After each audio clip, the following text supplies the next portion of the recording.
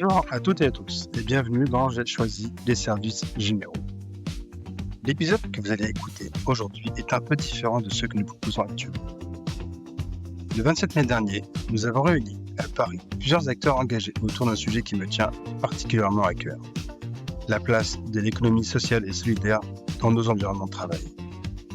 À travers les témoignages, les retours d'expérience et les échanges entre experts, associations et entreprises, nous avons cherché à répondre à une question simple. Comment le workplace peut-il devenir un véritable levier d'impact tout en contribuant à la performance des organisations?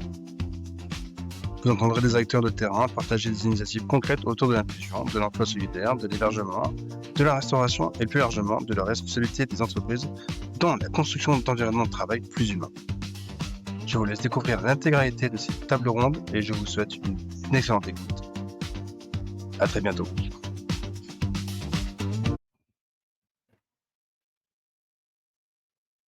Bonjour à tous. Bonjour à tous et bienvenue ce matin. Nous sommes ravis de vous accueillir sur cette initiative de Philippe que nous saluons également. Cette jolie idée, cette matinée qui se profile. Merci à tous d'être avec nous. On est ce matin ensemble pour parler d'un sujet important, un sujet qui compte. L'ESS et plus largement l'impact que vous pouvez avoir dans vos différentes organisations en faisant des choix un peu différents et des choix qui ont de nombreuses répercussions. Et on va en parler tous ensemble ce matin. Mais avant ça, je vous propose de découvrir avec qui vous allez avoir l'honneur de discuter. Et je vous propose un petit table pour que nous sachions qui est avec nous. Donc, autour de la table, plusieurs regards croisés, des profils divers. Certains d'entre vous proposent au marché des solutions pour avoir de l'impact et des solutions pour être à la fois dans vos carnets de services et à la fois des missions. Et puis d'autres en ont mis en place. Donc, vous allez nous dire tout ça. Et je vous propose de commencer avec Sybille. Qui es-tu, Sybille, et que représentes-tu ce matin? Oui, vas-y. Bonjour, Sybille de recherche au sein des partenariats pour les bureaux du cœur. Bonjour à tous, Manuel Martins, je suis directeur de l'environnement du travail chez Danone. Bonjour, Laurence Ménaud, directrice générale de Change Peace France. Bonjour, je suis Jenna Belker, je travaille en Hospitality Manager pour le groupe de BNP Paribas et au travers de notre client Nuvini. Olé. Personne dans la réparation de vos cafés? Non, c'est bon. On va éviter. Non. Merci à tous. Donc, et peut-être pour commencer, moi, une fois que je suis café, vous savez, c'est un. Bonjour à tous, moi c'est Ghislain Morin, je suis le fondateur de l'entreprise adaptée Trèfle Restauration, qui est une entreprise agréée par les services de l'État pour recruter au moins 55% de personnes qui sont en situation de handicap et on est spécialisé dans la restauration plutôt gustative et privée. Bonjour à tous, moi je suis Delphine Hernu, je suis directrice des fonctions support à la Mutualité française qui est ici et je suis aussi co-gérante de la STI qui est propriétaire de tous ces espaces. Et voilà, je suis à domicile. Alors, on va peut-être revenir un petit peu plus en détail sur ce que les uns et les autres proposent, mais avant, un petit mot de Manuel, Gina et Delphine, quand on cherche un environnement de travail, un immobilier. Est-ce que c'est un sujet qui arrive assez naturellement? Est-ce que vous avez beaucoup d'offres et de propositions? Ou est-ce que c'est un sujet qui vous est arrivé un peu sur le tard ou par hasard? Allez, Manuel, pour commencer.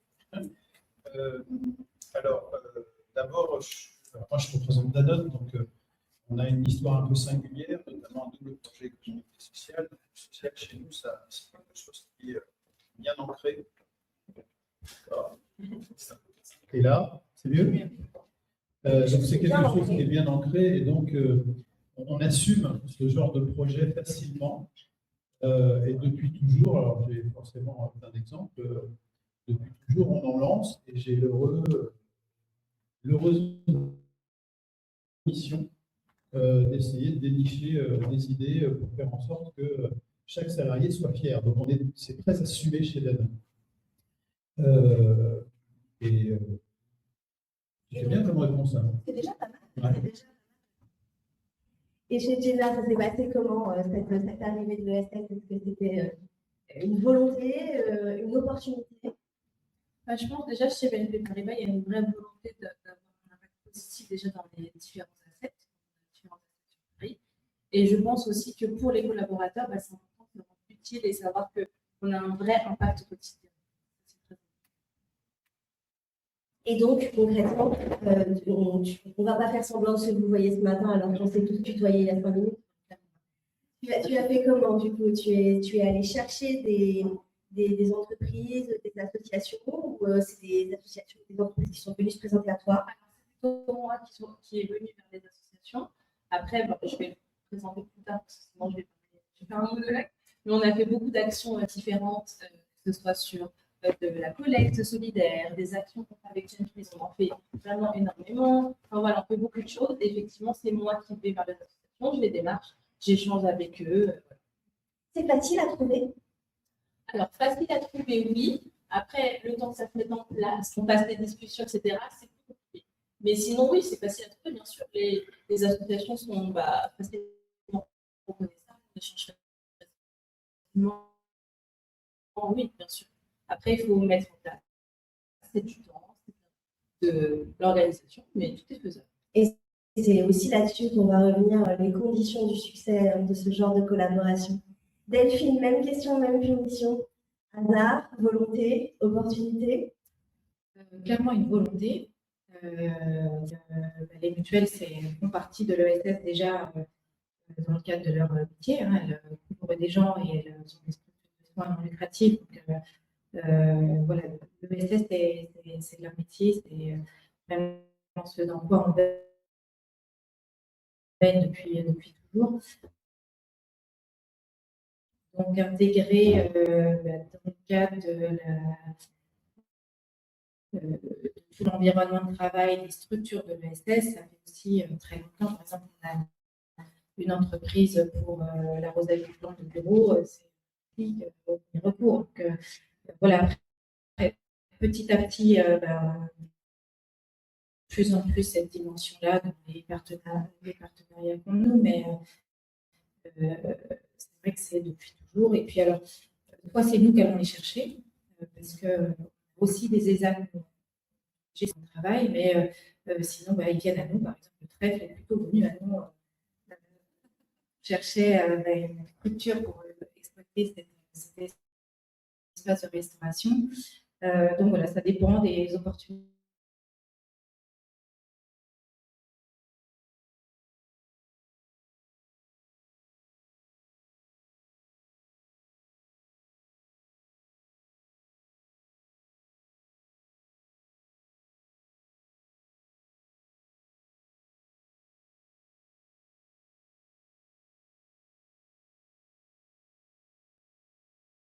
Parce que encore, moi, ça fait 10 ans que je suis dans le monde de l'ESS.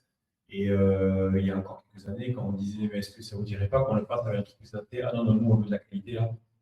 Bon, il y a quand même un gap. On arrive aujourd'hui à convaincre des belles sociétés, des grands groupes.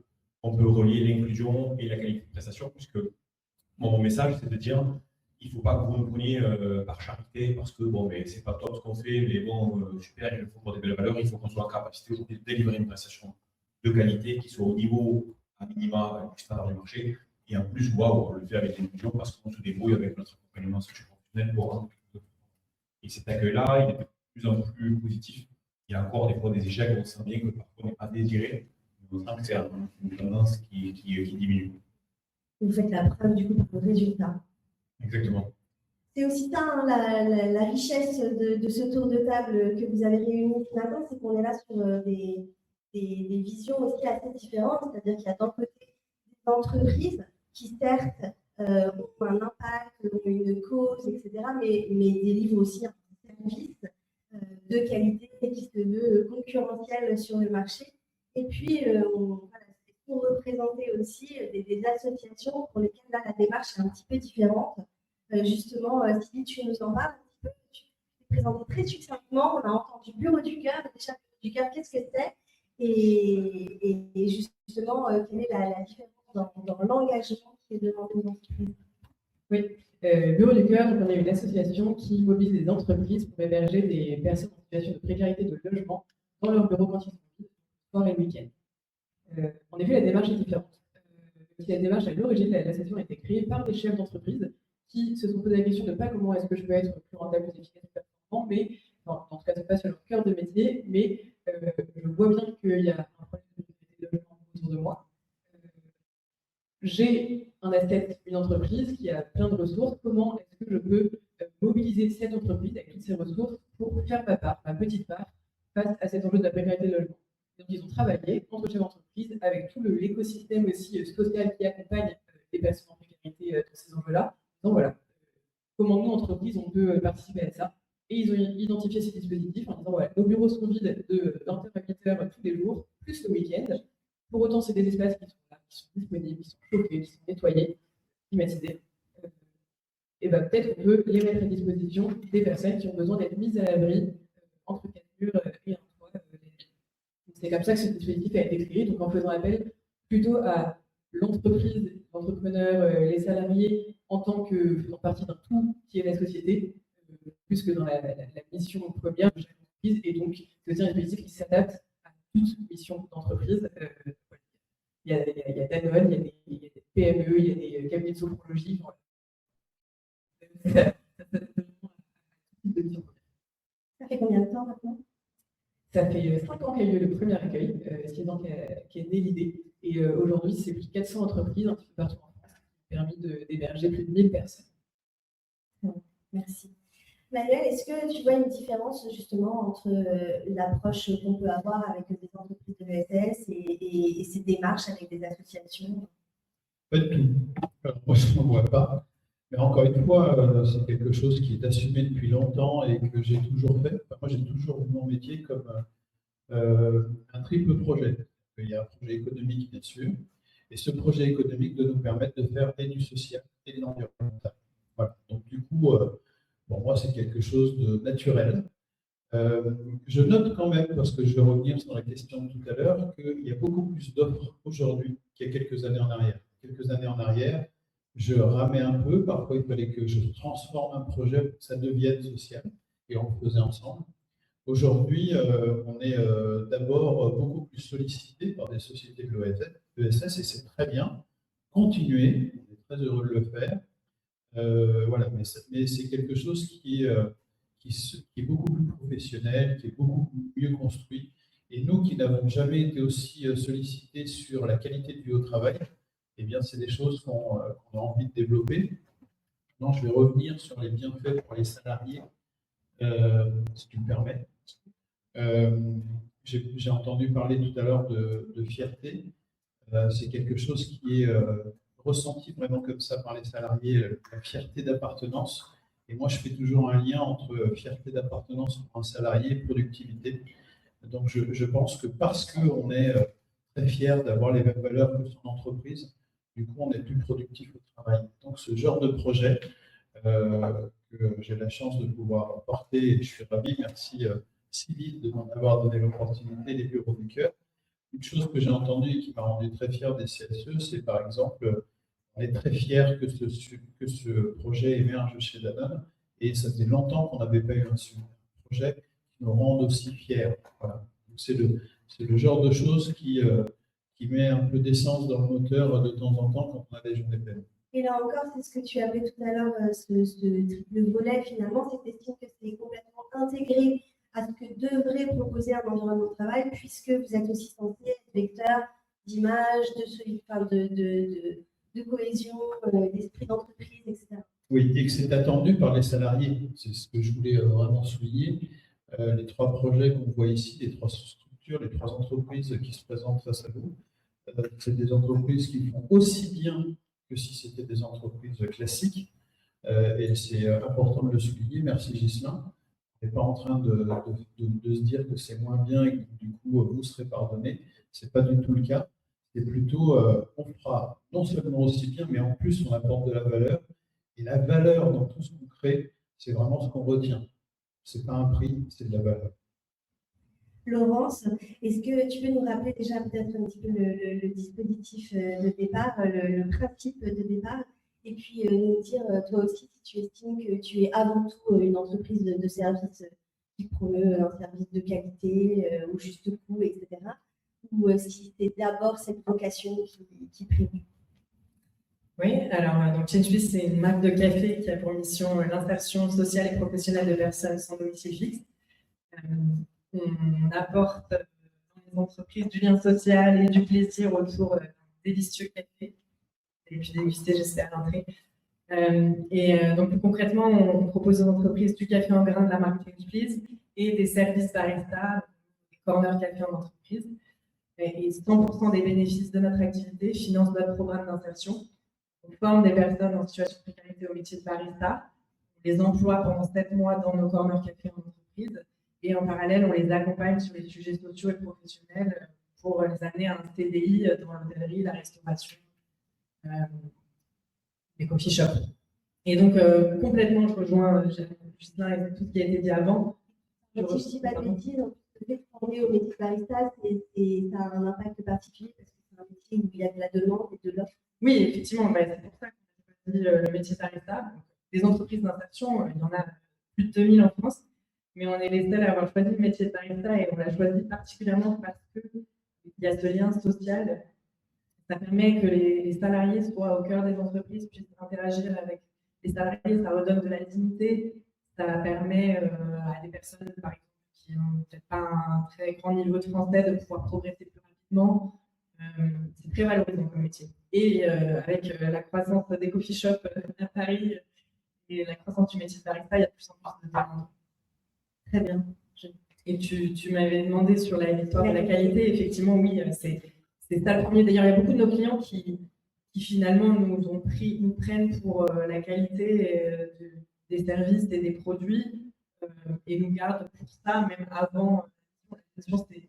C'est un plus, mais on fournit le café et les services barista dans tous les WeWork de Paris. Je pense qu'il y en a peut-être qui ont bu des cafés chez WeWork sans même savoir ce qu'il y avait derrière, mais parce que la qualité est là.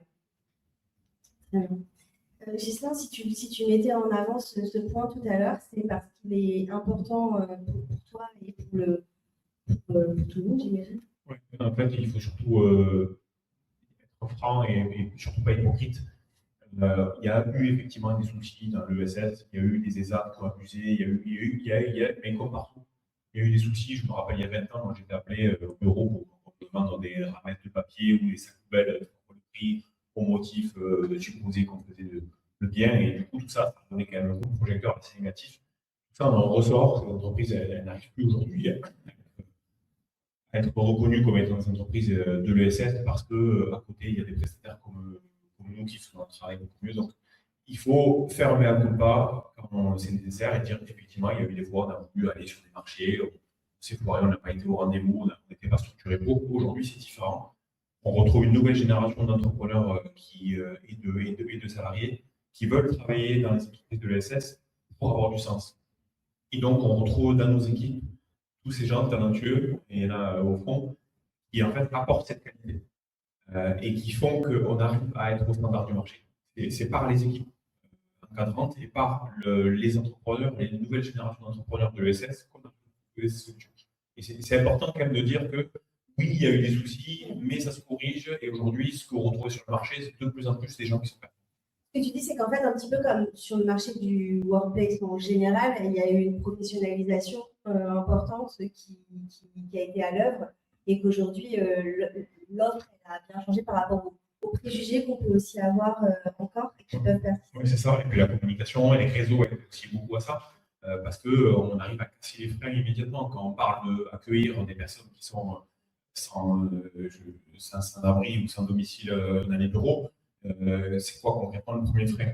J'imagine que si on fait une micro-trottoir, les gens diraient ah ouais, mais pour les vols, les machins, il faut aller casser il faut aller casser les barrières. Moi, comme je le disais tout à l'heure, c'est ah ouais, donc nous là, on veut de la qualité sur ce événement. Justement, on prend nous parce qu'on est premium avant tout. Et donc en fait, c'est ça, il faut arriver à communiquer, à faire ce qu'on fait aujourd'hui, ça en fait partie. Et c'est tous ces outils de communication et de sensibilisation. Et après, la réalité sur le marché, pour pas que ça reste des paroles, pour que quand on gagne le marché, pour nous, on soit au rendez-vous. Justement, David, ces freins, venons-en à ces freins. On a avait promis ce matin un débat sur un langue de bois est très concret. Au départ, quand le sujet arrive sur la table, est-ce qu'il y a des freins, que ce soit économiques, psychologiques, organisationnels?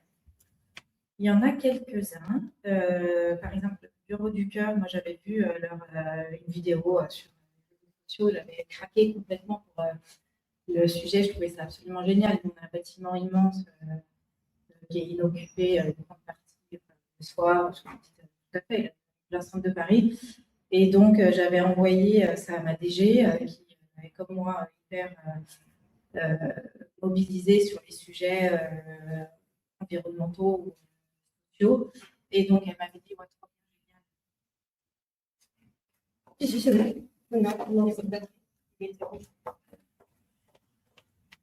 Oui, elle m'avait dit super, vas-y. Et puis, en fait, je me suis heurtée à mon responsable d'environnement de travail qui m'a pris pour m'illuminer en disant complètement dingue, on a d'autres choses à faire. En fait, c'est pas du tout la priorité d'installer ça. Et puis, les représentants du personnel qui disent alors, il va y avoir du monde étranger dans les locaux. Comment vous allez gérer les vols, voilà, donc il y a quand même pas mal de barrières. Donc aujourd'hui, je suis en train d'essayer de convaincre le monde, de rassurer en fait sur la nécessité et l'intérêt de proposer un dispositif comme ça. Par contre, il y a des choses qui se font beaucoup plus facilement, la nourriture, voilà, tout le monde est prêt à manger et bien manger. Exactement. Donc voilà, il y a des choses qui se font facilement, mais sur d'autres champs un peu plus particuliers en fait, sur lesquels on n'est encore pas tout à fait habitué à aller. Il y a encore des freins et heureusement qu'il y a des initiatives qui perdurent et je serais ravie de les déployer. Manuel, j'imagine que ces freins et ces craintes, tu les as entendus aussi. Comment ça s'est géré et qu'est-ce que ça donne aujourd'hui dans le fait? Oui, je les ai entendus. Je les ai entendus à maintes reprises. Et comme j'imagine, tous ceux qui se lancent une première fois ont fait quelques erreurs. Moi, j'ai commis une erreur au départ qui parlait de sans-abri. Le terme sans-abri, c'est une connotation qui, pour la plupart d'entre nous, veut dire personne qui est violent, qui a une addiction. Voilà. Donc forcément, quand j'ai dit pas accueillir un sans-abri, vous allez voir, ça va être génial. Eh ben, j'ai pas eu les sourires que j'espérais. Et puis il y avait 1500 personnes. Du coup, comme je ne fais pas les choses à moitié, je préférais le dire à tout le monde tout de suite. J'avais été voir la direction générale qui, bien entendu, était sponsor du projet, donc j'avais préparé quand même un petit peu le truc, et je vous avais dit que le CSE a dit que c'était un projet génial et qu'ils étaient ravis. Bien sûr, je suis dans une position particulière, ça fait 20 ans que je sors ce genre de projet, donc chez Danone, ils sont habitués à me voir avec ce genre de projet. C'est peut-être pas aussi simple pour quelqu'un qui arrive à son poste et qui se lance sur un aussi compliqué que celui-là. Mais les trois choses que j'ai entendues sont attention en termes d'hygiène, comment on va faire, par d'autres. Comment on fait pour les vols? Parce que du coup, moi, avant, je laissais mon ordinateur sur la table. Là, je suis sûr qu'il va partir avec. Bien sûr, parce que lui, son rêve, c'est de partir avec un ordinateur quand on est sans abri et qu'on n'a pas d'électricité. Et enfin, c'est juste pour vous dire à quel point ce n'est pas sensé le réflexe. C'est de la peur, et la peur, ce n'est pas toujours sensé.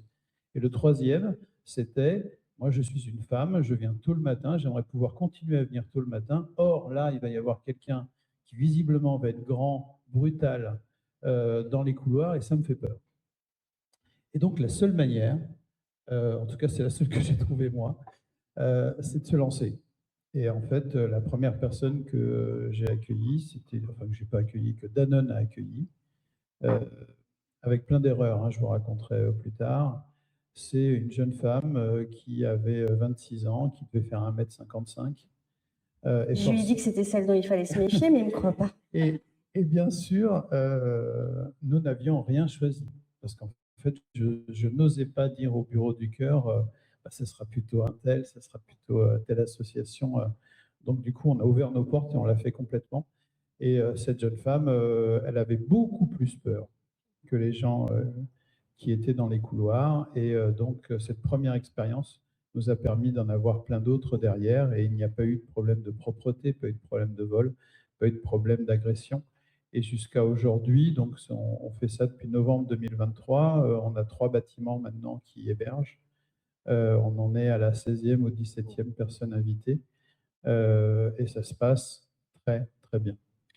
Sybille, comment vous rassurez? J'imagine que ces expériences, ces craintes, c'est celles de tout le monde. Certaines sont même assez légitimes finalement. On se dit qu'on est dans un bureau et que forcément rajouter un usage, bah oui, ça va rajouter, je sais pas, un passage en propreté ou de la sécurité à un endroit ou à un autre. Comment vous gérez ces responsabilités et ces freins potentiels? Généralement, on invite Manuel et après, ça va mieux. Non, en fait, c'est tout à fait, c'est des craintes qui sont absolument légitimes, pas toujours sensées, pas toujours justifiées, mais tout à fait légitimes. Et c'est ça qui est très beau dans ce projet-là et dans tous les nôtres, c'est qu'on fait se rencontrer deux mondes qui n'ont pas l'habitude de se rencontrer. Donc évidemment, il y a des préjugés avant. Et ce qui est beau, c'est qu'il n'y en a plus après. Mais tout ça, ça demande du travail et c'est par l'expérience, par le vécu qu'on transforme ça. Et c'est un des objectifs de tous nos projets. Et après, donc, pour rassurer, il y a la preuve par l'exemple. Je rigolais en disant qu'on invite Manuel, mais oui, ce que je disais, il y a plus de 400 entreprises qui l'ont déjà fait, qui le font encore. Voilà, ils peuvent témoigner qu'il y a des craintes, tout se passe bien, et donc c'est plus facile de se lancer une fois qu'on est rassuré par là. Et on remet un peu aussi l'église au milieu du village sur qui sont les invités, qui sont les personnes hébergées, comment elles sont identifiées et quelles sont leurs problématiques. On rassure sur le cadre, on parlait de performance, etc. Oui, on est une association. En revanche, on interagit avec des entreprises, avec le monde de l'entreprise. C'est notre responsabilité, charge à nous d'être suffisamment professionnels, de poser un cadre qui soit solide, qui soit robuste pour rentrer dans les contraintes, dans les enjeux spécifiques au monde de l'entreprise et pour pouvoir travailler sur un même niveau d'égalité, notamment sur les questions de performance et de professionnalisme. Donc voilà, on rassure aussi sur le cadre. Tu veux ajouter quelque chose? Je vais paraphraser ce qui a déjà été dit parce que c'est important. En fait, on ne rogne pas sur la sécurité, on ne rogne pas. C'est-à-dire, j'ai pas baissé mes consignes de sécurité. Oui, comme Ghislain disait tout à l'heure, on ne rogne pas sur la qualité du service. Là, pareil, globalement. Sur la responsabilité de l'entreprise, il y a des endroits à risque, donc il faut faire en sorte que, comme pour vos salariés, l'invité ne puisse pas y accéder. Ça t'a coûté de l'argent? Absolument rien. Okay. Je vais même te dire les deux sujets qui auraient pu me coûter de l'argent. Le premier, c'est le pressing. Ouais. Parce que, forcément, ils s'habillent, hein, et les draps, etc. Donc ça, en fait, j'ai demandé à la société de propreté, à la société de restauration de s'associer au projet. C'est simple, hein, dans chaque bâtiment, je leur parle du projet. Et avant que je leur demande, ils me disent oh, ça serait génial que je puisse associer ma marque à votre projet. Et donc, du coup, la société de propreté fait le pressing gratuitement. La société de restauration donne des repas gratuitement pour pas qu'il ait à cuisiner ou qu'elle ait à cuisiner. Et ça a été le cas sur tous les sites où tu l'as fait? Sur tous les sites. Laurence, toi qui es aussi sur ces problématiques, on entendait qu'il y avait des mots interdits peut-être, comme sans-abri. Voilà. Comment toi tu le perçois et tu appréhendes ces sujets? On le dit quand même, mais justement, j'ai été confrontée au même genre de préjugés, évidemment. Et j'ai été dans ces situations assez rigolotes où j'ai bien compris qu'un client avait cru qu'un encadrant était un salarié en insertion parce qu'il avait un tatouage ou enfin, ce genre de choses. Donc en fait, et c'est ça que nous on s'en amuse justement c'était pas écrit sur leur front, et on peut pas imaginer même ce que certains sont en train de traverser parce que voilà, ils le montrent pas, ils arrivent avec le sourire. Mais voilà, on les amène sur les sites pour voir. Après, nous, c'est vrai qu'on a une offre qui est double et la façon dont on procède.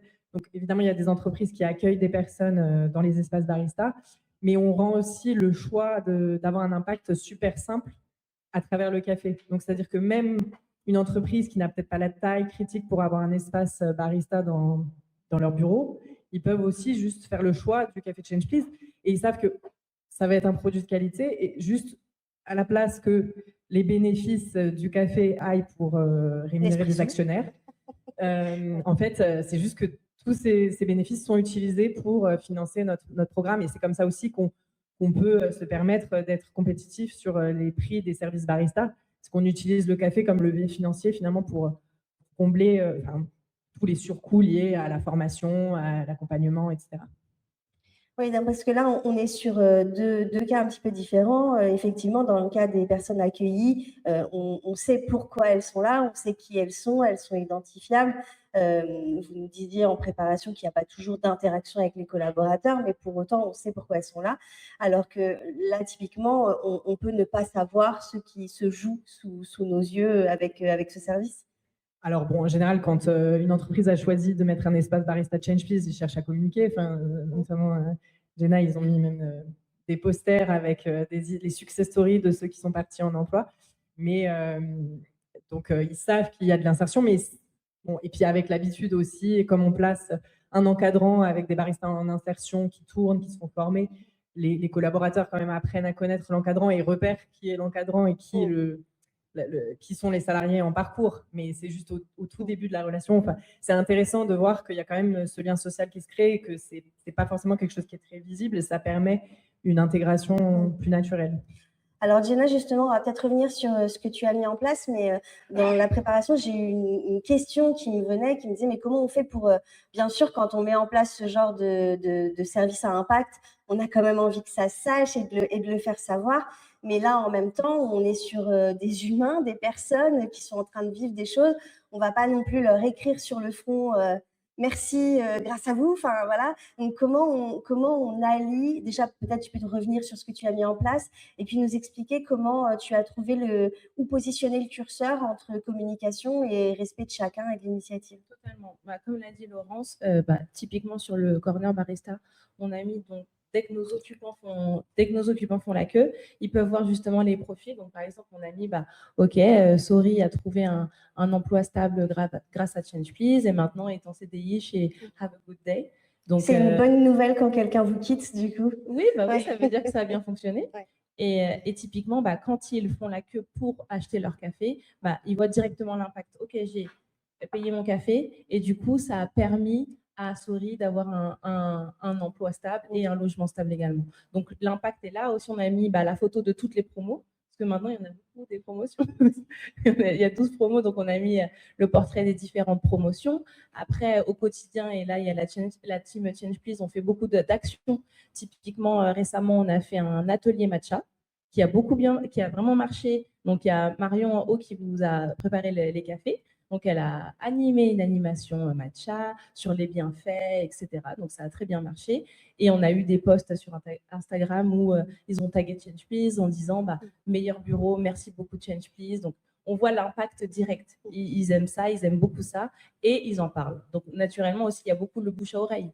On fait des opérations aussi, boissons gratuites, pour toucher le plus grand nombre. Les personnes qui ne vont pas forcément descendre parce que ils ont du café gratuit au sein de leurs locaux, dans leurs espaces privatifs. Donc, l'idée, c'est de faire venir les personnes qu'on n'a pas l'habitude de toucher. Donc, on fait les opérations gratuites. Ils viennent, ils découvrent. Les collègues montent avec les tasses. Ils se disent « Ah, c'est sympa, tu l'as eu où ?» Ils descendent au -1. Donc, on a un vrai impact. Donc, on fait énormément de choses, effectivement, avec Change Please. La semaine dernière, on a fait un atelier cupping. Donc, pour tester les différentes saveurs de café. C'était vraiment, il y avait le sensoriel, on sentait les grains de café, etc. Et en plus, personne n'avait à boire de matcha. Non. Oui. Et oui, forcément, c'est ludique. Change Please peut mettre en avant son action et son activité en expliquant l'impact positif qu'ils ont et ils aiment beaucoup ça. Delphine, sur cette question du curseur, sur la communication, comment on fait pour rester digne et respecter chacun et en même temps mettre en avant ces communications peut-être rappelle-nous rapidement ce que tu as mis en place chez toi avant de répondre à cette question. Alors, on a mis pas mal de choses en place. Récemment, on travaille pas mal avec Emmaüs, notamment sur des serviettes de table et des essuie-mains dans l'espace de cafétéria. Je voulais qu'on arrête les tissus à usage unique. Ça m'insupportait de voir tous ces tissus à la poubelle chaque jour. Donc, on a pris l'option de tissus lavables et du coup, on a eu recours à Emmaüs qui fait du recycling de tissus et qui donc nous propose des tissus qu'on emmène après au pressing. Et puis, on a mis aussi, quand on a refait notre siège, on a fait le choix, un choix économique, là, c'était beaucoup plus cher d'avoir des fauteuils de bureau. On a équipé tous nos collaborateurs de fauteuils de bureau fabriqués dans l'Hérault, c'est ça? Dans le Gard, à Anduze, par une entreprise adaptée. Et du coup, voilà, là, ça a eu un vrai coup financier. Là, pour le coup, voilà, là, pour le coup, c'était. On a choisi c'était un de mettre de l'argent, parce que c'était beaucoup plus cher qu'un fauteuil de bureau chez Ikea, hein. Mais là, il y avait le confort de nos salariés qui était primordial, et par ailleurs, investir dans une entreprise adaptée qui fabriquait en France, c'était vraiment un sujet important. Donc, on communique, mais plutôt sur l'entreprise que sur les personnes elles-mêmes. Ce qui nous permet d'éviter de devoir voilà, éventuellement pointer le doigt de personnes en situation de précarité, parce qu'on a aussi une entreprise de ménage qui est attentive à ce que les collaborateurs ne fassent pas le ménage très tôt le matin et donc sont là la journée. C'est des femmes qui sont en réinsertion et donc voilà. Mais c'est vrai qu'on communique sur l'entreprise plutôt que sur les salariés. On communique beaucoup, beaucoup, peut-être même trop. C'est-à-dire que maintenant, ils nous disent, oui, bon, vos trucs… On a compris qu'on faisait les choses bien. Donc, c'est vrai que c'est un dosage qu'il faut manier un peu avec parcimonie, parce que sinon, finalement, il y a moins d'appréhension de l'enjeu et de l'impact. Ça fait partie de tout ce qu'on fait. Et maintenant, chez les collaborateurs, c'est bon, OK, on a compris tout ce que vous faites, c'est inclusif, c'est RSE, c'est… voilà. Mais si on aime bien communiquer sur toutes les nouveautés maintenant, bref, on a communiqué quand ça a ouvert. Voilà. Comment vous gérez, Ghislain, cette notion de communication entre on est une entreprise classique et on fournit ce que vous attendez et le bonus sur l'impact? Alors, on a deux communications. On a celle auprès des usagers du service, donc les salariés de l'entreprise, et l'entreprise en elle-même qui nous choisit. Puisque l'usager, lui, il n'a pas choisi les restaurateurs, il le subit. Donc, il faut que ce soit une restauration subie, mais de qualité. Et le client, le nôtre, l'entreprise qui nous prend, on communique avec elle d'une autre façon. Effectivement, on a parlé au début des freins. Et là, l'idée, c'est de parler plutôt des opportunités, justement, et des avantages que ça peut avoir. Et il y a tout un travail aussi à faire sur la pertinence de travailler avec des entreprises de l'ESS. C'est tout ce qui va rentrer dans les comptabilités maintenant extra-comptables, tous les indicateurs. C'est en train de redescendre de plus en plus et de prendre de plus en plus d'importance. Donc, tous les achats qui vont être faits auprès des entreprises d'insertion, entreprises adaptées, à partir du moment où on délivre une prestation, comme on l'a dit, du même niveau de qualité, en fait, ça renforce énormément tous ces bilans extra-comptables et sur des fois des montants importants. La communication aussi qui peut être faite. Toutes les entreprises clientes que nous avons sont des entreprises ordinaires, donc qui sont dans la compétition au quotidien. La compétition pour accueillir des talents, des salariés, et la compétition pour avoir des clients. Et quand ils répondent à des marchés, ils doivent mettre leur impact RSE, etc. Et nous, on est, en plus de délivrer une prestation, on est un vrai outil d'aide à améliorer la note RSE des entreprises, à améliorer la note ESG, à les rendre plus performants quand ils répondent à des marchés. Donc, en fait, on voit la première couche, c'est la prestation rendue, mais le deuxième impact, c'est ce qu'on leur donne en termes d'impact RSE. Et donc ça, c'est important de le communiquer parce que toutes les entreprises ne sont pas au courant de tout. Il y a en premier lieu, effectivement, le fait de pouvoir déduire de la déclaration obligatoire de travailleurs handicapés la prestation de service qu'on fait. Donc ça, c'était un bonus financier, on va dire. Mais il y a après le fait de leur dire, voilà, vous pouvez communiquer là-dessus, vous pouvez dire que vous faites de l'achat inclusif. Quand vous faites Bicorp ou tous les labels Impact Score et que sais-je, eh bien, vous pouvez intégrer ça. Et donc, c'est à nous aussi de communiquer pour faire de la fidélisation sur l'action ESS. Manuel, tu as l'impression que tout ça aujourd'hui, chez les professionnels du workplace, c'est plutôt acquis et on sait quelle petite case on peut cocher, etc. Ou il y a encore des choses sur lesquelles il faut s'acculturer, apprendre? Alors, je pense qu'il y a encore des efforts à faire.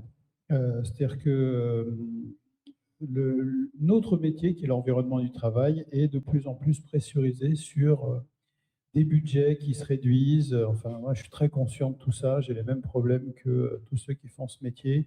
Et bien entendu, en même temps, il faut faire mieux. Il faut faire en sorte que chacun des salariés vive le mieux possible le bureau, ou je vais le dire autrement, que l'endroit le meilleur du monde pour bosser, ce soit votre bureau. Et donc, c'est vrai que ça peut paraître, quand on regarde le schéma comme ça, un peu difficile. Et moi, j'aime beaucoup ce qui vient d'être dit, chacun à notre façon, qui est, on peut faire mieux, en fait, pas forcément plus cher et des fois moins cher, simplement parce qu'on regarde les choses avec un peu plus d'acuité. Donc, on va regarder, si on parle de restauration, faire de la restauration sociale aujourd'hui, c'est ce que vous faites depuis toujours. Donc, on peut peut-être aller encore plus loin et pas avoir de gaspillage alimentaire et faire attention à l'énergie et faire en sorte que les salariés qui travaillent derrière, ils aient des super conditions de travail. Donc, tout ça, c'est des choses sur lesquelles peut-être qu'on mettait moins l'accent il y a quelques années en arrière, parce que c'est l'histoire de nos métiers, de la sous-traitance. Mais aujourd'hui, on doit être vigilant sur tous ces aspects-là. J'aime bien qu'on parle de conjuguer à la fois la responsabilité des entreprises, parce que c'est de ça dont on parle, hein, et la performance.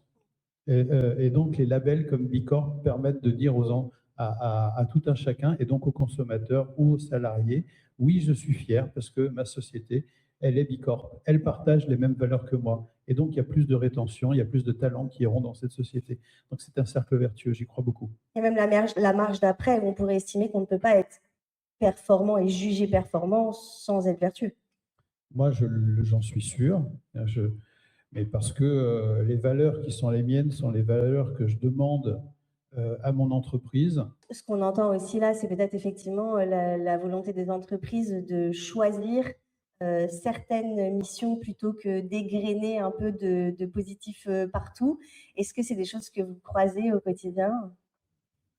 Oui, c'est hyper intéressant. Nous, en tout cas, côté asso, côté impact, si on se focus sur l'impact, on comprend bien l'enjeu des entreprises sur leur communication, sur leur choix stratégique, le fait de ne pas s'éparpiller. C'est toujours le curseur entre est-ce que je le fais pour l'impact ou est-ce que je le fais pour uniquement mon image de marque. Et la vérité est entre les deux, bien évidemment.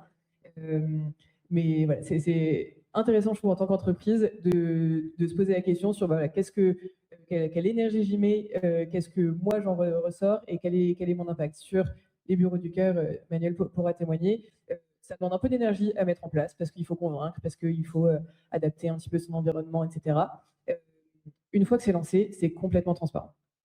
Pour l'entreprise, pour les salariés, à part pour les quelques-uns, comme tu disais très bien, qui vont avoir envie de s'investir un petit peu plus auprès de l'invité dans le dispositif. Et c'est absolument pas transparent pour l'invité à qui ça change la vie. Littéralement, ça lui permet de repartir dans la vie sociale, dans la vie insérée dans la société. Tu disais 1000 personnes en 5 ans? Oui, c'est ça, un peu plus de 1000 personnes en 5 ans. C'est loin d'être transparent. Il y en a pour qui plus de 90% on retrouve un logement pérenne, même plus de 6 mois après l'accueil, plus de 70% on retrouve un emploi pendant cette période.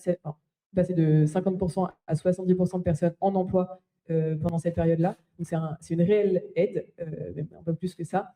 Donc voilà, il y a aussi ce curseur-là à placer.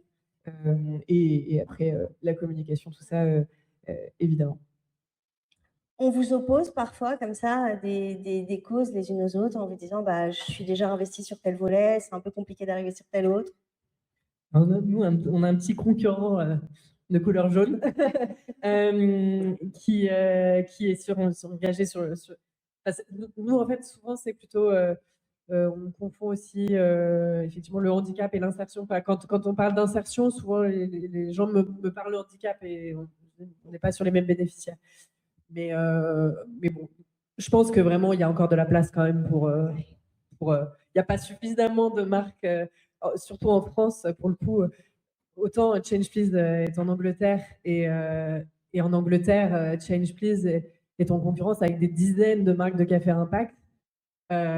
Donc, effectivement, c'est là où les sensibilités parlent et où certains disent bah, nous, on est déjà un peu plus engagés avec les réfugiés, ou nous, on est un peu plus engagés avec les sorties de prison, donc ils vont s'aligner avec la marque qui est un petit peu plus alignée avec leur mission.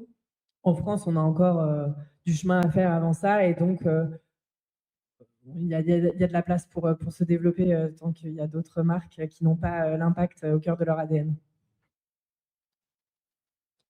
Nous, le seul frein qu'on peut avoir, c'est quand il n'y a pas de désir de faire de l'inclusion ou qu'il y a même des craintes énormes. Sinon, après, on répond, nous, à un besoin. En gros, le budget il est déjà mobilisé pour faire la restauration d'entreprise. Donc, à partir du moment où on a convaincu qu'on est en capacité de délivrer, il n'y a pas tellement de frein là-dessus, ni même de messages où on pourrait se dire ah oui, mais nous, on communique déjà là-dessus, on ne veut pas, parce qu'on répond à un besoin. Les gens viennent nous chercher pour la restauration, ne viennent pas nous chercher pour faire de l'inclusion. Et d'ailleurs, au début, je m'étais un peu planté dans ma façon de dresser. Je voulais embarquer les gens dans un projet inclusif, alors qu'en réalité, il faut les embarquer sur un projet de restauration de qualité qui délivre tout ça. Et après, derrière, leur dire, et en plus, waouh, vous pourrez le faire comme ça. Donc, la seule chose que j'ai pu faire comme erreur au départ, c'est d'imaginer que par les valeurs, on pouvait embarquer les gens. Et en fait, il faut les embarquer d'abord pour la capacité à délivrer quelque chose. Et ensuite, on leur dit, prenez-nous parce qu'effectivement, on va être au moins aussi bon, voire meilleur, mais avec toutes ces valeurs. On ne peut pas embarquer les entreprises toutes sur les valeurs. Alors, c'est différent pour Bureau du Corps, évidemment, parce que il n'y a pas un budget défini pour accueillir, donc il faut aller chercher, c'est peut-être plus dur ta tâche. Alors que nous, c'est plus facile, c'est de dire vous avez déjà un budget, vous avez un acteur, vous avez des choses qui se passent bien, vous avez des choses qui se passent moins bien. Ben, nous, on va essayer de faire en sorte que tout ce qui se passe bien, on le garde ou on le valorise, et tout ce qui se passe mal, ben, on va essayer de les bonifier, et vous le ferez avec des valeurs. Et tu nous rappelles quand même cette... pardon, oui, vas-y, Laurence, je reviendrai après. J'allais rebondir sur aussi le fait que nous, on a conscience aussi de fonctionner en tant que petite entreprise, ça c'est de l'ESS, d'essayer de fonctionner aussi avec les règles du jeu. C'est vrai qu'on on est confronté au fait que les grandes entreprises ont tendance à vouloir parler avec un grand acteur pour restauration, hospitality, enfin le café en fait partie.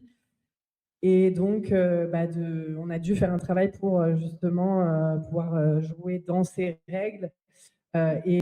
Notamment être prestataire ou être sous-traitant de grands acteurs de la restauration collective ou de l'hospitality, ou s'appuyer avec des partenaires, nous, par exemple Place, qui distribue du café et des machines automatiques à travers la France, et travailler avec eux, donc, qui sont déjà dans ce métier pour la distribution. Mais c'est vrai que les entreprises ont quand même un rôle à jouer en amont, parce qu'elles nous donnent un sérieux coup de pouce quand elles mettent dans leur cahier des charges, dans leurs appels d'offres, des mentions de on veut un espace solidaire, on veut un prestataire solidaire, et de même nous citer parfois. Nous, ça a fait une énorme différence, notamment avec Engie, où on a ouvert un coffee shop dans l'accueil de leur bureau, parce qu'on a été cité dans leur appel d'offres, et donc les sociétés qui ont répondu à l'appel d'offres nous ont sollicité, nous ont découvert, et nous ont ensuite pris dans l'aventure. Donc on peut donner un coup de pouce à l'ESS comme ça aussi. Et ça, c'est valable pour quasi l'intégralité des cahiers des charges qui sont à lancer dans les environnements de travail et l'immobilier, de mettre ces petites mentions, d'ouvrir cette option. C'est possible tout le temps? Ah oui, enfin, tant que c'est du privé, tout est possible. Dans le public, c'est plus compliqué. Mais sinon, dans le privé, vous pouvez faire absolument ce que vous voulez. En vous écoutant les uns les autres et en revenant sur la question de Sylvain, il y a quelque chose qui est un peu historique dans les entreprises, c'est de vouloir démontrer que parce qu'on s'inscrit dans la durée, du coup, on est efficient, on est efficace. Et c'est un peu ça, j'imagine, ce que recherche ta société au travers de la volonté comme ça d'avoir quelque chose de très marqué. D'un autre côté, on est dans un virage, je crois, et tu l'as rappelé en disant qu'en Angleterre, ça a déjà bien bougé, c'est qu'il n'y a jamais eu autant de demandes des salariés envers les entreprises pour avoir des valeurs partagées et donc d'aller dans le sens des sociétés qui sont devant vous. Donc, je pense qu'il va y avoir de plus en plus de sociétés, et donc ça deviendra naturel demain de se dire non seulement on fait bien le boulot, mais en plus on le fait de manière solidaire, sociale, efficace. C'est vrai qu'il y a quand même un mouvement qui est en train de se faire, notamment sur la philanthropie. J'ai oublié le nom de ce nouveau mouvement, mais on est en train de passer, notamment dans les fondations d'entreprise, d'un système de on soutient les femmes, pardon, je prends l'exemple, mais on soutient les femmes, on va faire un appel à projet, on a X milliers d'euros à donner, on va faire un appel à projet où les associations vont devoir remplir tout un cahier des charges, enfin, tout un dossier pour nous convaincre qu'elles correspondent à nos critères, à nos axes, etc. Ça, c'est un peu la manière de faire de ces dernières années. On est en train un petit peu de changer, en tout cas on le voit venir, où c'est en fait, on a de l'argent à mettre au service d'actions, enfin en tout cas d'une société meilleure. On va plutôt être à l'écoute des initiatives, des besoins, et voir comment nous, on s'inscrit, comment nous, on répond aux besoins, parce que c'est presque, encore une fois, je parle de philanthropie et fondation d'entreprise, mais plutôt pour faire le parallèle, c'est nous qui avons quelque chose à offrir à ces, un service presque, un service financier à offrir à ces structures. Et je trouve que ce chiffre est très intéressant et c'est plutôt un signal faible aujourd'hui, mais c'est quelque chose aussi qu'on voit dans une démarche comme celle de Danone, par exemple, ou d'autres entreprises qui disent, bah, voilà, nous, on n'est pas là pour on va prouver qu'on a quelque chose voilà, qu'on est très engagé, on va mettre l'engagement comme un a priori, en fait, un préjugé d'engagement qui permet ensuite de tout faire passer, un peu la même chose, j'imagine, à la mutualité. Et c'est pour ça souvent qu'on vous dit, mais arrêtez de communiquer, en fait, on le sait. De la même manière, voilà, il y a des choses, le tri, maintenant, c'est une évidence, on n'a pas besoin de dire, on fait le tri, et c'est des super signaux, finalement, d'arriver à c'est une forme de maturité, je trouve. Oui, se dire que quand c'est devenu la norme, c'est que ça commence à être chouette. Je te voyais réagir, Jenna, sur cette question non, de changement, de bascule finalement entre le regarder ce qu'on est capable de faire et partir du principe que toujours il faut faire les choses avec sens et avec impact positif à la clé. Oui, totalement. Je suis d'accord avec toi, Sylvie. Oui.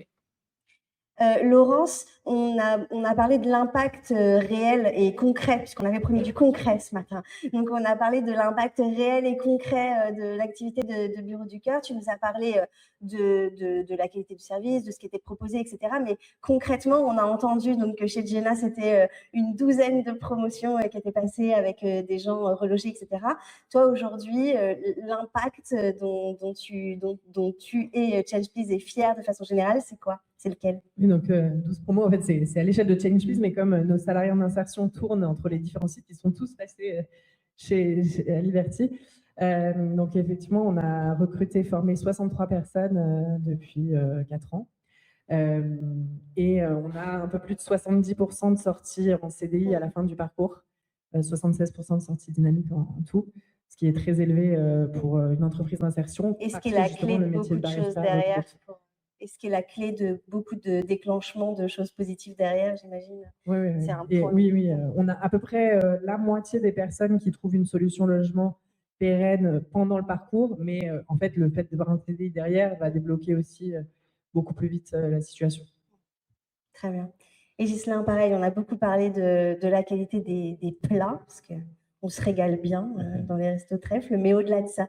Merci, oui, en termes d'impact, nous, alors on a pour objectif de répondre à 2 missions. La première, c'est le projet du travailleur, c'est-à-dire faire en sorte qu'il puisse évoluer. Donc, on collabore énormément avec les ESAT, donc l'établissement social. Pour ceux qui ne connaissent pas tout le monde de l'ESS, mais l'entreprise adaptée comme nous sommes nous, c'est le monde juste après les ESAT. Donc, c'est une évolution. Et pour le parcours du travailleur, ça veut dire plus de diversité, plus de challenge et plus d'autonomie et plus de rémunération. Et ça rentre parfaitement dans le cadre de la loi pour le plein emploi. Donc, on a le vent en poupe en ce moment parce que les ESAT sont challengés pour faire sortir des travailleurs. Et donc, tout le monde est gagnant. Moi, j'aime bien dire que quand on arrive à relier de l'économie avec de l'impact, c'est là où on a tout gagné parce que c'est durable. Et donc, notre challenge à nous, c'est de faire en sorte que les personnes qui sont dans des ESAT, donc qui sont un peu isolées dans un établissement qui s'appelle établissement d'aide par le travail, donc ce n'est pas j'ai un travail et j'ai un contrat, c'est on m'aide à travailler, et bien de leur dire maintenant c'est fini, on ne t'aide plus à travailler, tu travailles. Donc ça, c'est le premier impact. Il y a 10 parcours comme ça qui sont concernés aujourd'hui chez nous. On a un engagement à 55% de travailleurs en situation de handicap, on est à 71%. Et l'idée, c'est de finir l'année avec 30 personnes qui ont un travail durable et toujours entre 10 et 15 qui sont en formation, immersion, mise à disposition sur les ESAT.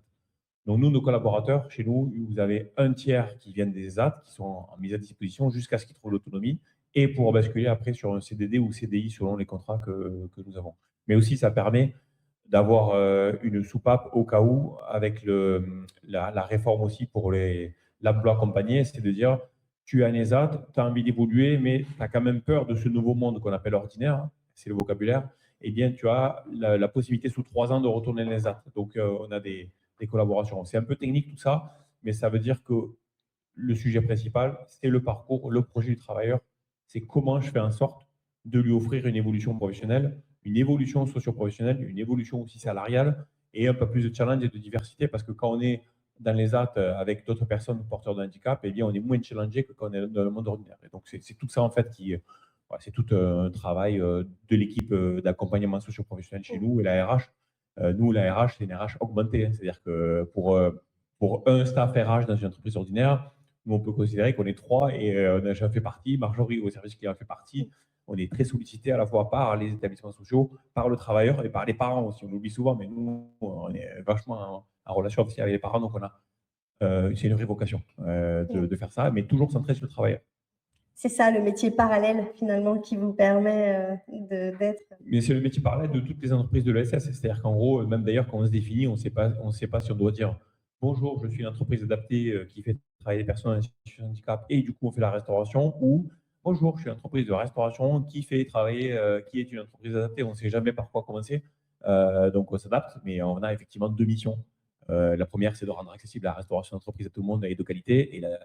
Mais en même temps, on le fait en rendant accessible aussi le travail aux personnes porteurs de handicap. Donc, les descriptions sont toujours plus longues. Et le travail aussi, les journées aussi. Et malheureusement, il n'y a que 24 heures. C'est ça, Laurence, on dit entreprise à mission, mais en fait, ça devrait être entreprise à double mission, finalement, dans votre cas. Oui, complètement. Je rejoins.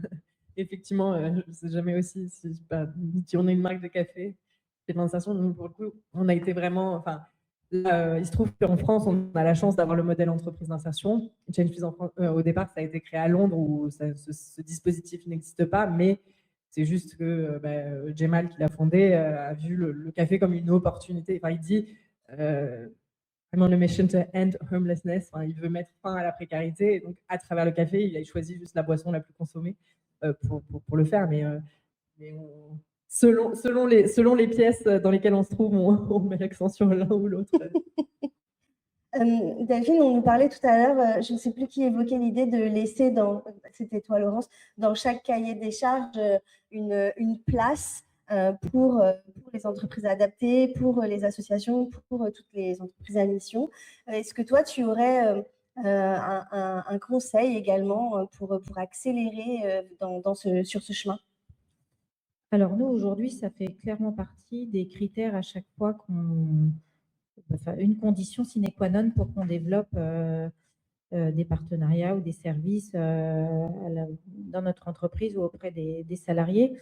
Par exemple, on organise pas mal d'événements. Nous, les traiteurs, c'est que des traiteurs de l'ESS. On n'utilise jamais des traiteurs qui ne sont pas de l'ESS. Enfin, maintenant, c'est devenu incontournable. Le café aussi, c'est du café solidaire. Enfin, tout.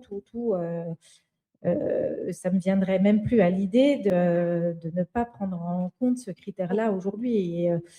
Et je pense que voilà, on a eu du mal à faire entrer dans les directions, dans les équipes, ces aspects-là. Mais maintenant, ça y est, c'est complètement diffusé et c'est naturel. Donc, mais c'est un travail de longue haleine, de conviction, de conviction répétition par la preuve. Voilà, prendre des traiteurs où il y a des personnes en situation de handicap, ça peut être déstabilisant, mais en même temps, ce que vous mangez est très bon. Voilà, donc, et il y a du sens, donc tout le monde est gagnant. Mais c'est vrai qu'au départ, c'est parfois plus cher, et puis deux, un traiteur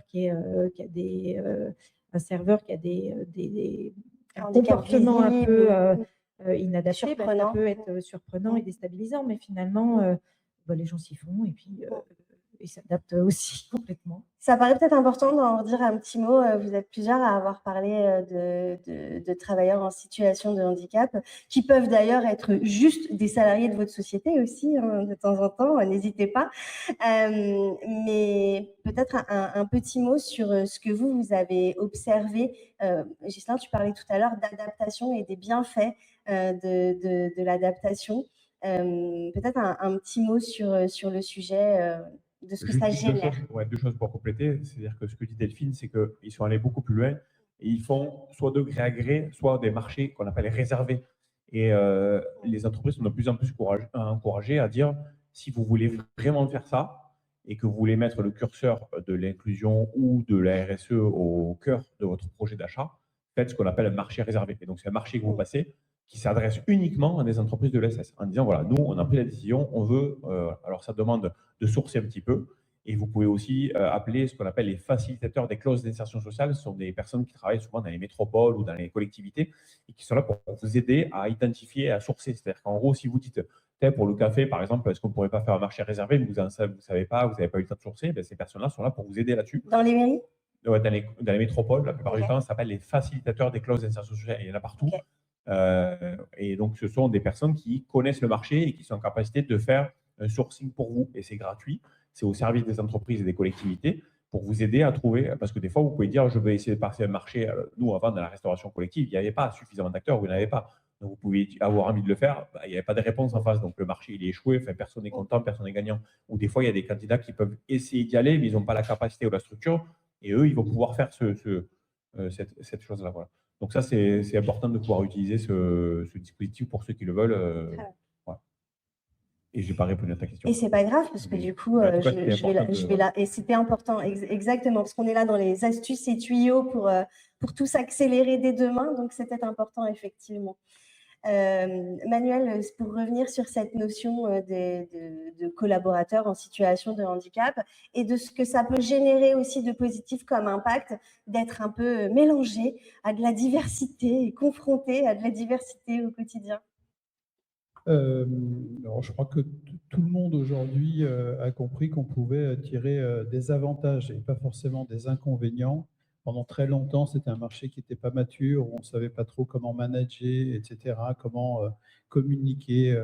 On n'en est plus du tout là. Et je trouve que depuis tout à l'heure, on parle beaucoup de maturité de marché.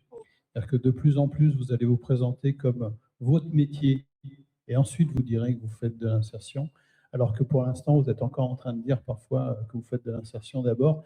Je crois que c'est vraiment une question de maturité et que nous, petit à petit, c'est quelque chose qui ne nous viendra même plus à l'esprit d'en parler parce que ce sera naturel. Moi, pour information, je ne parle pas du tout de société quelconque dans mes appels d'offres. C'est complètement ouvert à tous et du coup, je fais en sorte que tout le monde puisse répondre et je ne veux pas dire que les sociétés un tel ou un tel doivent répondre.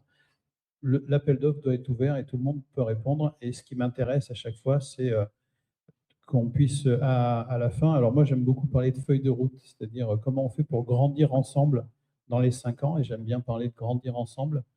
Il va y avoir des aspects économiques, alors ça fait mal de le dire, mais je préfère en parler parce que c'est aussi vrai, et de ne pas le dire, c'est un mensonge. Donc économiques, sociaux, sociétaux, environnementaux. Et si on arrive à mettre des KPI, c'est un terme barbare, mais plutôt une feuille de route ensemble sur comment on va s'améliorer sur ces 5 aspects dans les années à venir, en fait, notre relation devient mature. Et donc, du coup, pour revenir à la question qui est comment on en fait quelque chose de positif, et ça va rejoindre un peu la question du début qui est finalement, est-ce que c'est nous qui allons vers vous, est-ce que c'est vous qui revenez vers nous, peu importe. Moi, ce que j'apprécie à chaque fois, c'est de regarder quel est l'irritant et de regarder comment on le gomme. Et souvent, des irritants se gomment parce qu'on a un super projet environnemental, social, sociétal. Je vais donner un exemple. À force de faire de l'hospitalité, de faire en sorte que les gens soient dans le meilleur monde possible, et je ne parle pas d'Euro Disney, et bien forcément, le fait de faire la queue, c'est un irritant. Donc au restaurant, on a trouvé des alternatives, mais le barista, c'est pas si simple. Parce que, en fait, à 14 h, comme par hasard, c'est là qu'on a envie d'un latte avec le petit cœur. Donc du coup, à 14 h, il y a une file d'attente. Et si vous avez en face de vous, je donne juste un exemple qui est quelque chose que j'ai commencé à travailler, mais qui existe déjà, donc j'ai rien inventé. Si la personne est sourde et muette et que vous êtes obligé de communiquer avec elle en langage des signes, non seulement vous apprenez le langage des signes, mais en plus vous avez une super communication avec la personne que vous avez en face de vous, qui a toujours la banane. C'est bon de le rappeler, ce qui n'est pas votre cas tout le temps. Donc du coup, c'est chouette de se dire, on a transformé une file d'attente en un moment en fait qui est hyper pédagogique, hyper sympa, et on n'a pas l'impression d'avoir fait une file d'attente. Donc de transformer un handicap en quelque chose qui finalement est un bon moment, en réfléchissant un peu, on arrive à trouver quelques idées. Je rappelais dans la préparation de ce débat l'une de mes expériences jadis naguère dans l'hôtellerie enfin, dans la presse de l'hôtellerie de luxe, où un hôtel de luxe avait trouvé une solution pour aplanir les relations et détendre largement l'ambiance de sa conciergerie, qui était de mettre une personne malentendante. Et du coup, il fallait lui parler en face, en le regardant. Et toute l'ambiance de l'équipe entière et de l'espace avait grandement changé. Et lui, il a toujours la banane. Et un métier, accessoirement. Très bien. Pour finir cette table ronde de ce matin, est-ce que les uns et les autres, vous auriez un message, un conseil pour que dès demain, chacun puisse avancer sur ce chemin dont on parlait, d'un environnement de travail à impact? Allez, Sybille, on s'y colle. Un petit message, un petit mot pour finir. Lancez-vous. Oui, déjà, lancez-vous. Alors, après, pour ma paroisse, côté bureau du cœur, ça fait peur. On se dit genre, ah, mais chez moi, c'est pas possible, mon site, il a ci, il a ça. L'important, c'est déjà de se poser la question, on travaille ensemble, on voit si c'est possible. Est-ce qu'on a envie, Ensuite, est-ce que c'est possible? Si ça se fait, tant mieux. Si ça se fait pas, c'est pas grave, on aura essayé. C'est quand même la première chose. Et la deuxième, côté vraiment environnement de travail, moi, ce qui me marque en travaillant avec les équipes environnement de travail, c'est que les projets type Bureau du Cœur, mais Challenge Plus et Trèfle aussi, qui font appel aux compétences cœur, enfin, c'est des projets de RSE, entre autres, qui font appel aux compétences cœur des équipes environnement de travail. Et donc, ils sont super fiers et super mobilisés sur ces projets, parce que souvent, parfois, tous les projets d'engagement des collaborateurs, de mécénat, mécénat de compétences, bénévolat, etc., c'est voilà, on va faire une collecte, on va pas faire appel à leur cœur de métier, à leurs compétences, ce qu'ils ont travaillé toute leur vie pour avoir. Et donc je trouve que au-delà de la fierté générale des collaborateurs par rapport à leur entreprise, les équipes environnement de travail, j'ai l'impression que c'est des projets super fédérateurs que de leur proposer ce petit truc en plus dans leur cœur de métier. Merci Sybille. Delphine, même question, même punition. Un petit mot, une conclusion, une incitation pour dès demain.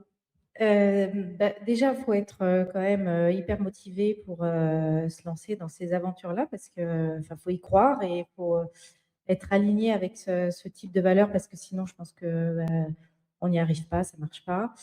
Et après, c'est vrai que ça permet d'embarquer les collaborateurs, y compris des personnes qui sont assez étrangères ou qui se sont jamais posé ces questions-là. Est-ce que finalement, dans le cadre de nos métiers environnement de travail, on pourrait avoir des impacts et moi, j'ai une collaboratrice qui s'est métamorphosée en 2 ans, là, qui du coup, maintenant, ne pense plus que impact, et tout ce qu'elle me propose, c'est forcément impact, et elle est rayonnante, elle est heureuse, alors que jusque-là, elle faisait son petit boulot sans se poser de questions. Mais là, aujourd'hui, maintenant, il y a un engagement qui fait hyper plaisir à voir, y compris chez les collaborateurs. Voilà. Merci Delphine. J'arrive, je te le rends dans une seconde. Philippe, c'est toi qui nous as réunis ce matin sur cette initiative. Tu as été très discret, mais pour autant, est-ce que tu peux toi aussi nous donner un petit mot de conclusion ou d'incitation sur ce sujet qui visiblement comptait pour toi? Comptait énormément pour moi. Et puis c'est vrai, quand j'en avais parlé à Ghislain au premier lieu, on était ici, justement, on était à cette table-là, on parlait de dire, c'était avant le salon à la porte de Versailles au mois de mars, et on s'est dit, mais comment on peut mettre en avant, en tout cas, l'initiative de remettre un peu l'humain, et que ce soit une situation de handicap ou précarité, peu importe, mais c'est l'humain avant tout.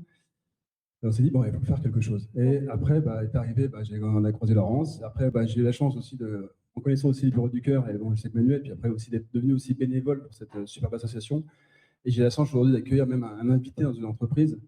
Et c'est quand vous voyez son regard, d'être heureux, d'avoir un toit, d'avoir une sécurité, c'est juste magique. Et c'est ça que j'essaie de passer comme message, c'est que pas s'arrêter aux fausses croyances, aux idées reçues, aux sarrigidames, mais on ne va pas, ou une direction, en fait, ou à la phrase que je déteste, c'est pas ma priorité. Mais si c'est pas ta priorité, c'est quoi ta priorité en entreprise? C'est pas de mettre de l'humain au cœur de la société, au cœur de l'activité. Et c'est le message que je veux passer, c'est qu'on peut faire des choses. Il y a plein de freins, mais ces freins, souvent, ce sont des faux freins, des faux débats. Donc, il faut faire les choses, il faut se donner comme il dit, l'énergie et l'envie. Il faut y aller, il faut se battre, parce que pour moi, c'est utile et c'est essentiel de faire ça aujourd'hui dans la société, de remettre, je répète l'humain, mais c'est à Enerdia et autres, l'humain est essentiel dans l'entreprise et aussi le salarié qui donne du sens. C'est-à-dire qu'on vient travailler, mais aussi on aide aussi d'autres personnes à se sentir bien dans la société, reprendre confiance en eux, reconstruire leur vie. Et pour moi, c'est juste magique. Merci beaucoup, Philippe. Et merci à tout le monde. Ghislain, Le petit mot d'encouragement, je me souviens de Philippe de Borgo, qui a été une figure emblématique justement pour œuvrer pour l'inclusion des personnes en situation de handicap dans les entreprises, et qui disait mettez un handicapé dans une entreprise et vous ferez bien grandir les deux. Avec ces mots, lui, il disait ça voulait dire que vous remettez un peu l'église au milieu du village et que les personnes qui viennent à l'entreprise le matin, qui ont le petit bobo, le petit retard de je ne sais pas quoi, bon, mais quand vous avez une personne qui s'est levée avec beaucoup plus de difficultés et qui est là au rendez-vous, peut-être souvent même avant vous et à l'heure, voilà, ça remet un peu le débat. Et il y a même des fois où on a des stats selon lesquels l'absentéisme ou les congés maladie ont diminué. Donc ça, c'est le premier point. Deuxième point, merci effectivement Philippe, donc, qui est discret, mais qui a œuvré pour organiser ça. Et ce que j'aime dans tout ça, c'est qu'on s'est vu effectivement ici, on s'est dit il faut faire quelque chose, et on l'a fait. On est allé au bout.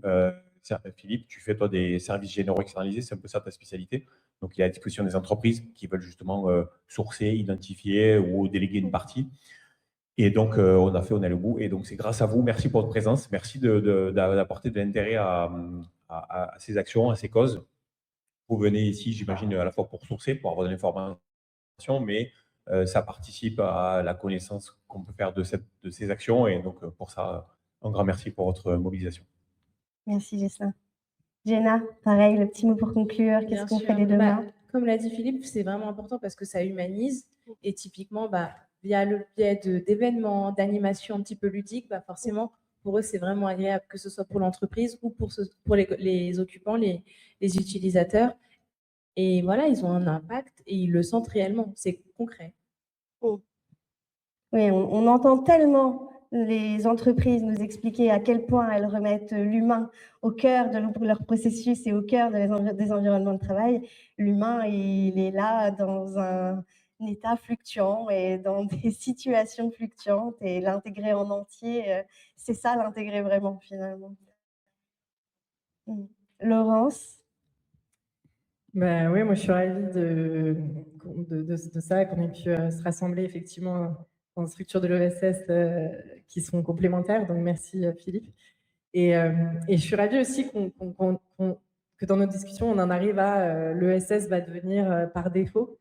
Que déjà, on a tellement progressé dessus. Moi, je me suis intéressée à ça quand j'étais sur les bancs de l'école. J'allais aux AG de Danone Communities, écouter Mohamed Younous, et c'était une des entreprises pionnières justement qui inspirait là-dessus. Mais à l'époque, on en parlait à peine. Et là, maintenant, il y a tellement de choix et d'options. C'est devenu facile en fait parce qu'on a pu développer ces modèles qui conjuguent la performance économique et l'impact social et rendent les solutions faciles pour les entreprises. Donc, je pense que qui conçoit, quel que soit son rôle, à son échelle, on peut avoir un impact avec le métier qu'on a.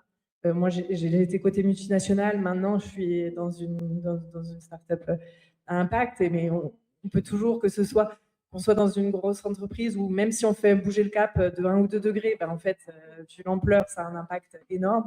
Ou quand qu'on soit une petite structure de l'ESS. Donc, c'est super chouette.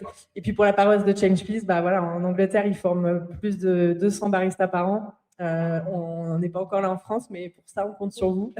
On a besoin d'être présent plus en France. Donc voilà, pour changer des vies. Commencez par une tasse de café. Commençons par un café. Merci beaucoup, Laurence. Et effectivement, quand on voit l'évolution du secteur de l'ESS et tout le chemin parcouru, il serait quand même vraiment dommage de se priver aujourd'hui de ce marché.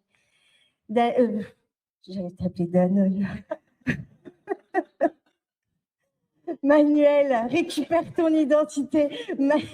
Manuel, dis-nous même chose. Est-ce qu'il y a un petit conseil pour eux dès demain et même de cet après-midi, parce qu'il faut y retourner après? Oui, je vais plutôt m'adresser à mes collègues, donc donneurs d'ordre, donc responsables de décision quand on signe des contrats, en disant oser. En fait, moi, les plus belles émotions que j'ai eues dans ma carrière, c'est des émotions avec des sociétés de l'ESS.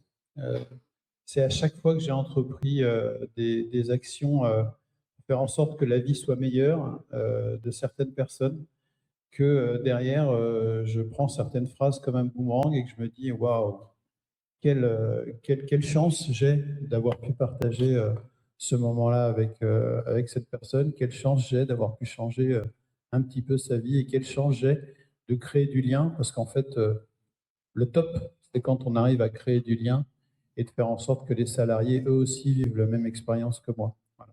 Donc, osez. Très bien. Merci beaucoup, Manuel, pour ce message et merci à tous pour ces conseils et incitations à l'action. Me reste à vous remercier tous. On va vous inviter à poursuivre les échanges entre vous de façon plus informelle autour d'un bon café, de bons gâteaux. Laissez-moi un cookie, tout ça, tout ça. Mais avant ça, donc, je tenais à saluer la qualité des échanges. C'était quand même assez impressionnant pour moi qui suis observatrice de l'environnement de travail, uniquement observatrice depuis quelques années maintenant, de voir, oui, le workplace et l'immobilier se sont beaucoup professionnalisés, ont beaucoup évolué, ont fait évoluer aussi leur vocation, on leur demande aujourd'hui de participer à la valeur de l'entreprise, justement, en termes de confort, en termes de performance, mais aussi en termes d'image, en termes d'adhésion, en termes de collectif et d'engagement. Et on voit là qu'en face de vous, c'est développé un marché qui a beaucoup de... Ouais, c'est ça. Je sais, je vais les laisser manger. Mais on sait que du coup, c'est développé tout ce marché. C'est fini l'époque où vous n'aviez pour seule option pour agir et pour avoir un impact que acheter une ramette de papier. Je vais couper le micro. Mais en tout cas, le message que je retiens de tous ces échanges, c'est rendez-vous ce service. Rendez-vous ce service de faire les choses avec eux. Parce que je crois que vous aurez tout à y gagner et vous l'avez très bien dit et très bien exprimé. Et on me pousse vers la sortie, donc je lâche le micro. Mais je vous remercie tous une dernière fois pour ces échanges. Merci.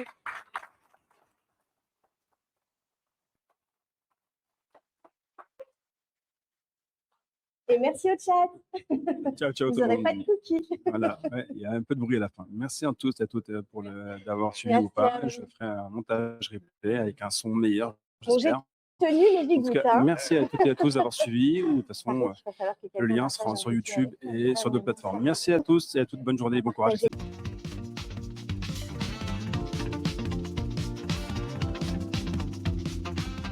Vous travaillez dans les services généraux. Vous avez un parcours, une expérience, une vision à partager. Ce podcast est aussi le vôtre. N'hésitez pas à me contacter directement sur LinkedIn ou via votre plateforme d'écoute. Je serai ravi d'échanger avec vous et peut-être de vous donner la parole dans un prochain épisode. Si cet épisode vous a plu, prenez 30 secondes pour le partager autour de vous ou sur vos réseaux en me taguant. Et surtout, laissez-moi un avis 5 étoiles sur Apple Podcast ou votre plateforme préférée. C'est ce qui permet au podcast de grandir et de mettre en avant les professionnels de l'environnement de travail et des services généraux. Merci pour votre écoute et à très bientôt pour un nouvel épisode de J'ai choisi les services généraux. Bye bye.